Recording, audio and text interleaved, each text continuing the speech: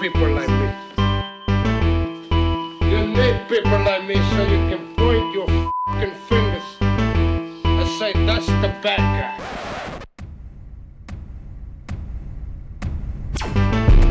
That's the bad guy. That's the bad guy. That's the bad guy. That's the bad guy.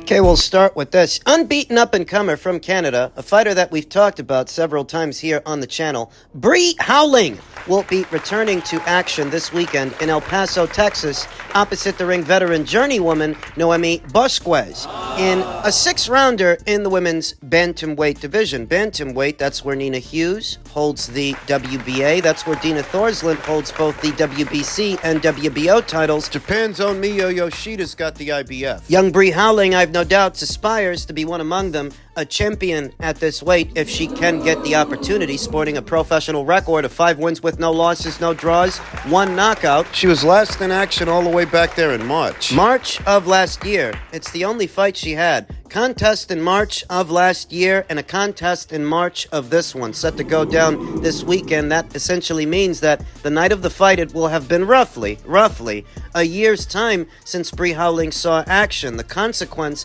of a young fighter not having a major promotional outfit behind them, it can be hard to get fights. It can be hard to stay active without a major promoter bankrolling your shows, financing your fights. It can be hard to get quality opponents. It can be hard to secure fights with good fighters. Howling, who I've talked about on several occasions, is so much more talented than her circumstances. She's good. Maybe wishful thinking that I would like to see Matchroom, somebody like Matchroom, make an investment in this fighter similar to the investment they've made in a Brazilian fighter in Beatriz Ferreira, an Australian fighter in Ebony Bridges. Maybe thinking to yourself, well, what the hell does Matchroom need with a Canadian bantamweight? Well, what did they need with an Australian bantamweight in Ebony Bridges? What do they need with a Brazilian lightweight in Beatriz Ferreira? They signed them. They signed those fighters, their rationale being that those fighters have ability in the ring and some marketability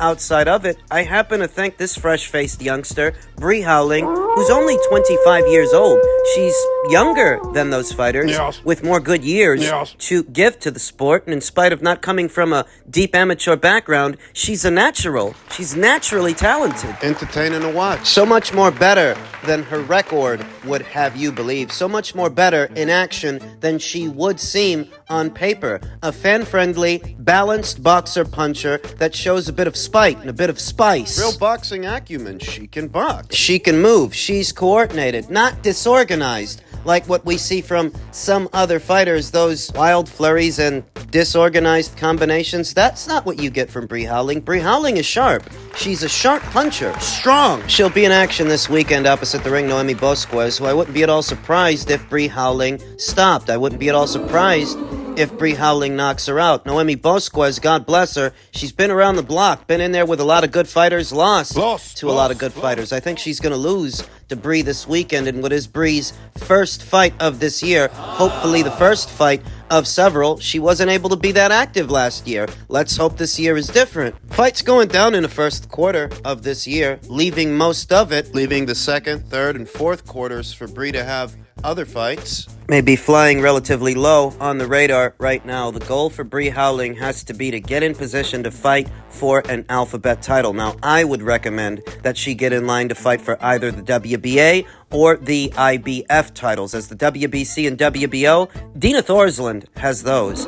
Dina Thorsland is one of the more excellent fighters anywhere at or around these weights, pound for pound in the sport. And I think it could be a long while before Howling is ready to fight somebody like that. But Miyo Yoshida, who's got the IBF, Nina Hughes, who's got the WBA. I would give Howling good odds to beat them. him. She's younger, fresher, faster than they are. She can beat him. She has to position herself to fight for one of those alphabet titles because that's her best bet at getting picked up by a major promoter, say, a Matchroom. So Alicia Baumgartner got her deal by beating Terry Harper. If Bree Howling can beat, say, Miyo Yoshida for the IBF or Nina Hughes for the WBA, that's her best bet at perhaps getting picked up by a Matchroom. And I say Matchroom and not Top Rank. I say Matchroom and not necessarily Golden Boy because Matchroom is more global than those promotional outfits are in a sense that they do have a robust stable of fighters that hail from all corners of the world. So they might actually pick up a Canadian national. If they play their cards right. And she might. She's going to take care of business this weekend. She's going to beat Noemi Bosques. I'm just hoping that this is the first of several fights that she has this year. That she has at least 2 to 3. Men's super middleweight news, the ongoing story involving Canelo Alvarez's departure from the PBC, seemingly back over to Matchroom and DAZN. Per a tweet from Michael Benson, Canelo Alvarez has reportedly now decided to face Jaime Munguia next on May 4th in Las Vegas, according to Chava ESPN. Reports that are seemingly corroborated by one Matchroom impresario, Eddie Hearn, who has confirmed he is now in talks to make Canelo Alvarez versus Jaime Munguia next. It would be a dream to bring him back to Matchroom and DAZN. I would like to work with him for the rest of his career. Wait a minute.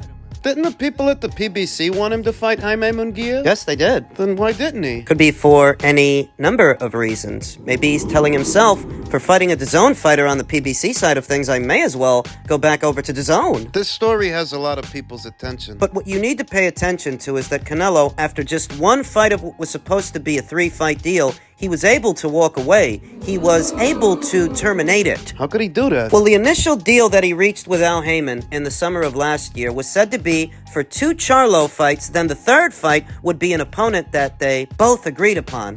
As a result of Jermel's lackluster showing with Canelo and his brother Jamal's lackluster showing with Jose Benavidez, they tried to amend the deal, make an adjustment. Instead of fighting Jermel as the second fight of the deal, fight Jaime. But fighting Jaime wasn't the deal. It's not what Canelo Alvarez signed up for. So if you can't get him his money based on the existing agreement that you already made, if you're saying you won't give him the 35 mil for that other Charlo fight, that leaves the door open for him to leave. And that's how he was able to leave, because the PBC were not able to hold up their end of the bargain. That's how he can terminate the deal after just one fight. They were trying to amend the deal. Have him fight Jaime. Why'd they want to amend the deal? Because nobody wants to see him fight Jermel Charlo. The Jaime Munguia fight, comparatively, is more commercially viable. Makes more money. Canelo, however, was not interested in amending the deal, and he stuck to his guns. They tell him, we want you to fight Munguia. He says no. But it looks like he's going to end up fighting Munguia anyway. Yeah, just not for them. So what you have to ask yourself is,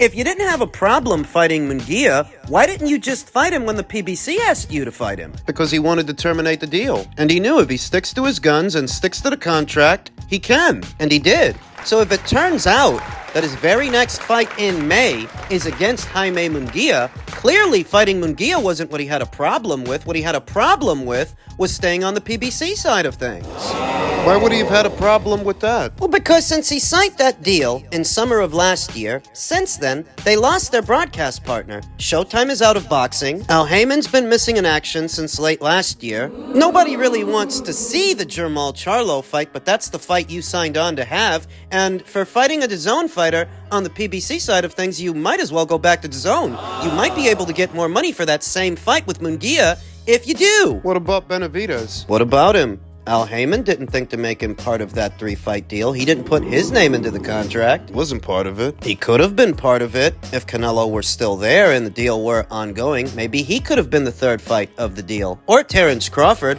The third fight of the deal is reported to have been a fight that both Canelo and the PBC agreed upon. So maybe it could have been David. Maybe it could have been Terrence. Maybe. But he wasn't actually part of the deal. So what you have to question is, why didn't Al Heyman make that part of the deal? Why didn't he? That's your fighter. Whose job is it to get that guy that fight? Eddie Hearn got his guys that fight. Daniel Jacobs, Callum Smith, Billy Joe Saunders, John Ryder, Dimitri Bivol. Technically, Golovkin in the third fight, he was a matchroom fighter. It was Al Heyman's job to make sure his guy gets that fight just as much as it was Eddie Hearn's job to ensure that his guys get that fight. Try to. He didn't. So it is what it is, and Canelo Alvarez is gone. He's terminated what was supposed to be a 3-fight deal after just 1 fight. Seems to be headed back to Matchroom and DAZN to presumably face Jaime Munguia. Edgar Berlanga, he's in the mix too.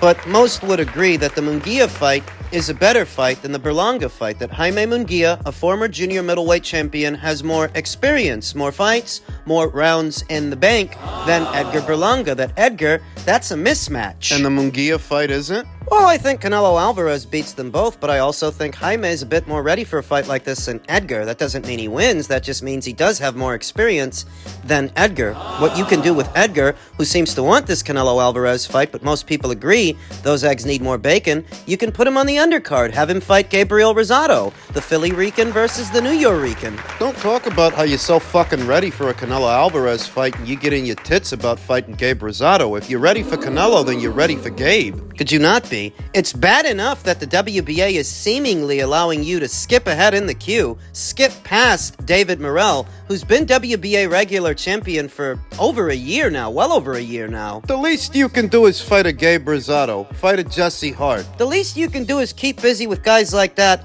while you wait, because most people don't actually want to see someone of Canelo Alvarez's stature, ability, his accolades, his accomplishments. Most people don't want to see a guy like Canelo in there with Edgar straight away. My opinion. I'd rather it be Jaime Munguia in May and David Benavidez in September. And I still believe the Benavidez fight can happen. I still believe Matchroom can make a play to do that fight. The Benavidez fight is bigger than a Berlanga fight, so let's just cut the fucking crap. It's a bigger fight, there's more demand for it, and it's a more even contest, a more even matchup. I happen to think if Canelo Alvarez ends up fighting Jaime in May, follow that up with a David Benavidez fight. Make that guy an offer. People are acting like it can't happen unless it happens on the PBC side of things, unless Al Heyman is at the helm. Unless he's in control when he's not the one in control. Canelo is the one in control. He's the A-side. And if the A-side has Matchroom representing him, then let Matchroom make David an offer. It's not the Al Heyman show.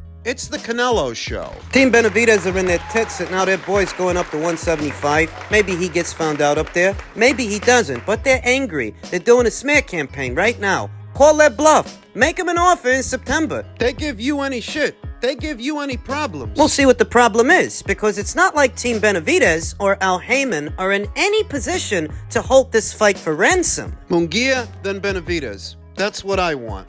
Men's heavyweight news ahead of his upcoming fight with former champion Joseph Parker. Zhang Chang has only Parker on his mind as the heavyweight clash nears. Set to go down as the co-main event to the main event, the Joshua versus Ngannou crossover fight. Chang told Seconds Out that while his training team, including Sean George, is putting in the work and watching tape, Chang is also studying Parker closely. I do on a personal level, Chang said, of monitoring Parker. When I eat, I think about him. When I go to the bathroom, I think about him. I made it a habit that he's always on my mind. Parker scored a wide points win over Deontay Wilder in Saudi Arabia last December on the Big Day of Reckoning show in one of 2023's most significant upsets. Many put that victory down to Wilder's inactivity, but Chang gave Parker credit. Did he say he thinks about Parker when he goes to the bathroom? I'd be worried if I were Joseph Parker. But Chang has the right idea. He's got the right mentality that you shouldn't chalk up Joseph Parker's win over Wilder to just deficiencies from Wilder, that Wilder didn't fight, and that's the only reason Joseph won. No, you have to prepare yourself for the best version of Joseph Parker. Don't underestimate him. Wilder did, and look what that got him. It's not only an activity, it's also Parker's ability to showcase himself in the ring, added Zhang. That's why I really pay attention to what he's doing. I had no idea who I was going to fight after Zhang beat Joe Joyce last year. When I first reached out to him, Parker's promotional team, I actually got a negative answer. But it turned out Parker was on vacation and he didn't know what happened. I might have been a miscommunication, but he got on board. I'm not telling you that Wilder's inactivity had nothing to do with it. Why he lost, the way that he lost to Joseph Parker. Inactivity's a part of it, but for years now, Wilder has exhibited glaring deficiencies, poor footwork, poor balance, not much of a jab, too much reliance on the right hand or the right cross that most of the time when you're watching a Wilder fight, he's losing rounds, or he should be losing rounds, and it's his right hand that avails him. It's his power that avails him. And this time it didn't. Joseph Parker was able to exploit many of the deficiencies that Wilder has always had, and it's not a good idea to underestimate him. It's not a good idea to underestimate Joseph Parker. For me, my priority is Parker, said Zhang. Without beating Parker, none of this is possible. My main focus is Joseph Parker on May 8th. The Chinese star, who also feels it is more likely he fights Usyk than Fury in the future. Although he feels a well-prepared Fury has the edge in May, Tyson has the advantage if he has a good training camp, continued Zhang. The first thing that came to my mind is, Tyson Fury has so many variables. You don't know when he's going to say something or announce his retirement. You just don't know. And with this WBO interim title, it puts me in line to fight Usyk when the time comes. Well, they're supposed to have a two-way rematch clause, Fury and Usyk. So it's not like Zhang Zhang will get his hands on the winner of that fight, whoever it is, straight away. There may be two Fury versus Usyk fights. Chang's ranking has made him a more appetizing opponent. Beforehand, he was just a danger man. Now, there is a reason to fight him, so he at least has some leverage. I was absolutely high risk before the belt, the interim belt, but now with the high risk come the rewards, he admitted, which is likely why Joseph Parker is fighting him. There's a big Saudi purse, and there is WBO interim status that if he plays his cards right and beats Zhang, he gets a shot at becoming a two-time heavyweight champion. Joseph Parker is many years younger than Zhang Zhang. He's actually younger than Zhang, than Joyce, than Wilder, than Joshua. Feels like he's been around forever, but he's actually a younger fighter than those guys are. He's 32 years old. Anyways, more experienced than Zhang Zhang. They share a common opponent, him and Zhang Zhang. Common opponent in Joe Joyce, where Joseph Parker couldn't make it past Joe, Zhang Zhang plowed through him. What's intriguing? Just because Zhang Zhang beat Joe Joyce, and just because Joe Joyce beat Joseph Parker,